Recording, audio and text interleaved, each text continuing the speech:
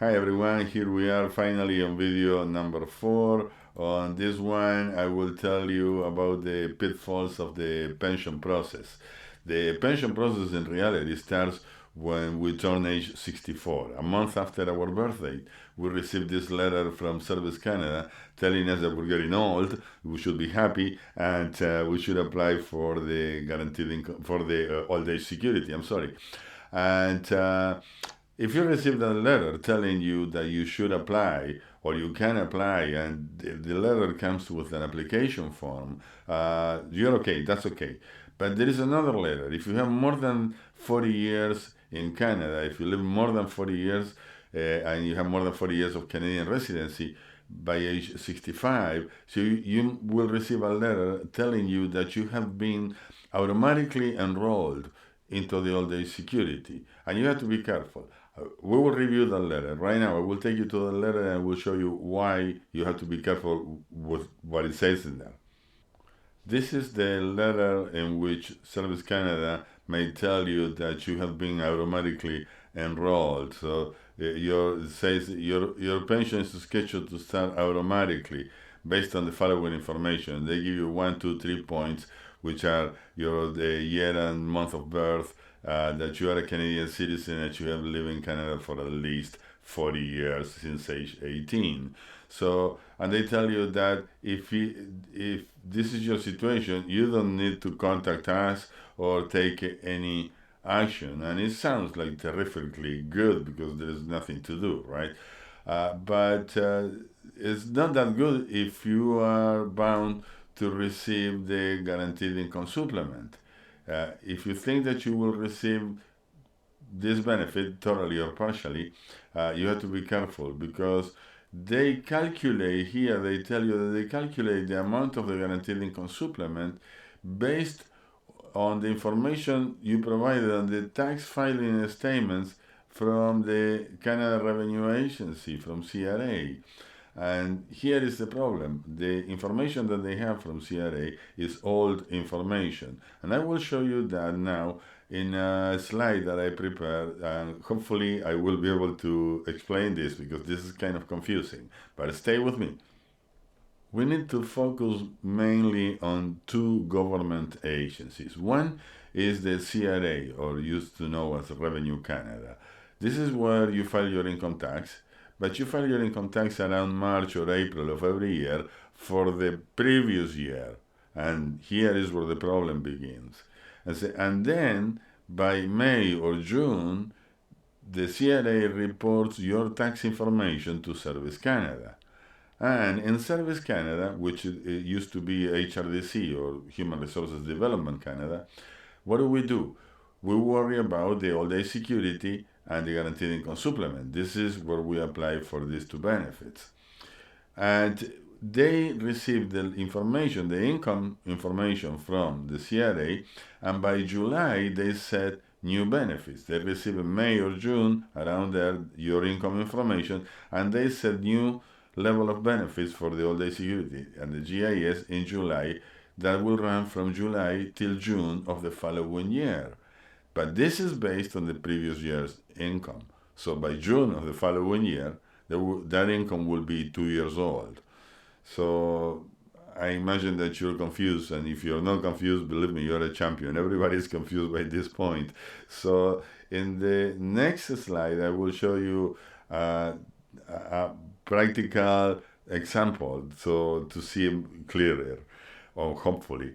Kathy earns $40,000 per year, and she turns age 65. She turned age 65 in June of this year, but she will be retiring by the end of the year. So her retirement will start as of January 2022. In 2022, Kathy hasn't had any income to report because she won't be working. And she will be eligible to receive guaranteed income supplement. Will she get it? Well, maybe. Let's see. By January 2022, when she retires, the last income tax that she reported is for year 2020. So this is the last information they have. So no GIS because she was working in 2020. By July of 2022, when Service Canada received new information, they received information for tax year 2021.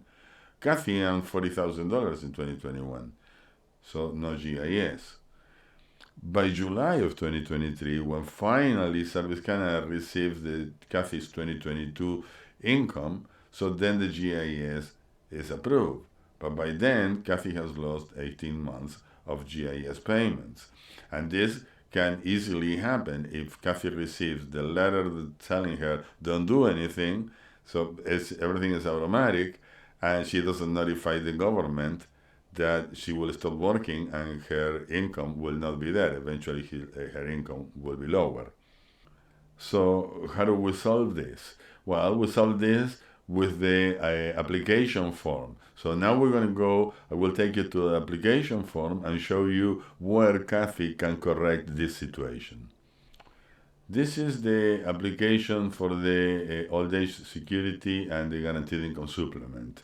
It's form 3550 that comes together with form 3550A, which is the reference guide. It's simply a set of instructions on how to complete the other form. This is great because Service Canada has done a super job with this and make it so simple to complete the forms.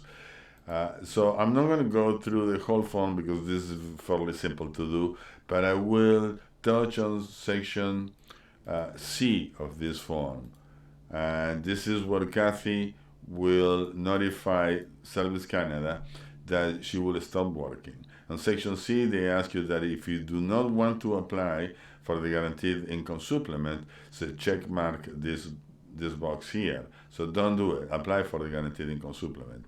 Even in the instruction sheet on section C, they tell you that there is no disadvantage in applying to the guaranteed income supplement.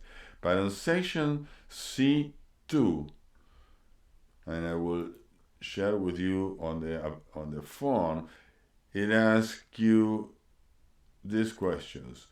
If you retire from work in the last 2 years, or do you expect to retire in the next 2 years? Well, Kathy will answer yes here and will enter the date, December, so the date in year and month, December of 2021, when she will stop working. So, and then it also asks you if your pension income has been reduced. But in this case, Kathy didn't have any pension income, so she will say, yes, I will retire and I will end working in 2021 month 12. So further on in the application, if Kathy happens to be married or living in common law, it asks you for your marital status, and this is so important because once again, if you're married and your spouse is between age 60 to age 64, then your spouse may qualify for a benefit called the allowance.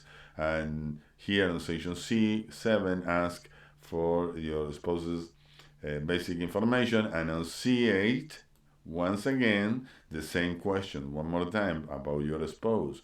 If retire in the last 2 years or will retire in the next 2 years. So this is critical. It's so important to enter these dates because in the case of Kathy, if she enters December of 2021, then by January of 2022, she will receive this form. This form is from last year, from 2021. I don't know if there is a form already for 2022. I haven't seen it. And this form is not available online like the rest of the forms.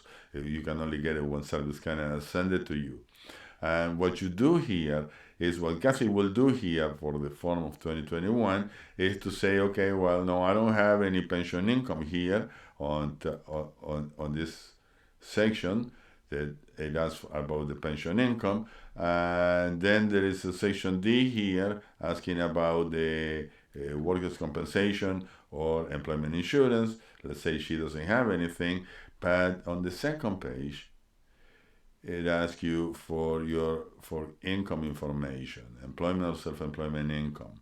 And Kathy will say, well, I don't work anymore in 2022. I will report zero income, 000, sign the form, send it in, and she hopefully will be approved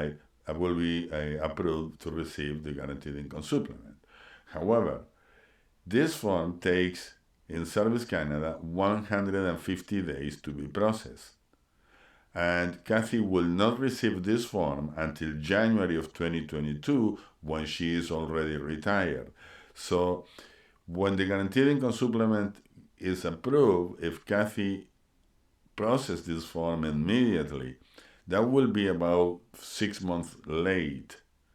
And then she will receive the payments retroactively, but Kathy will have to make provisions for those 6 months because her income will be reduced. Her income will be less for all those 6 months. So this is why it's so important to know when this. If you are bound to receive the guaranteed income supplement, so you know the first few months and you're working before retirement, the first few months of retirement, you may not receive the guaranteed income supplement, even if you follow the rules to the teeth, because of the time length that it takes to process this particular form. Well, I hope you enjoyed the video, and if you did, please subscribe to the channel. Give me a thumbs up if you can. That will help me a lot and will help yourself because you won't miss any future videos. And from now on, I will be posting at least one video per week. Starting next week, I will start with case studies. So my videos are going to grow a little bit in complexity, little by little. It's not going to be too much, but they're going to be fun and they're going to put money in your pocket. So make sure that you subscribe once again and don't miss any videos. Thank you for watching, and I'll see you next week.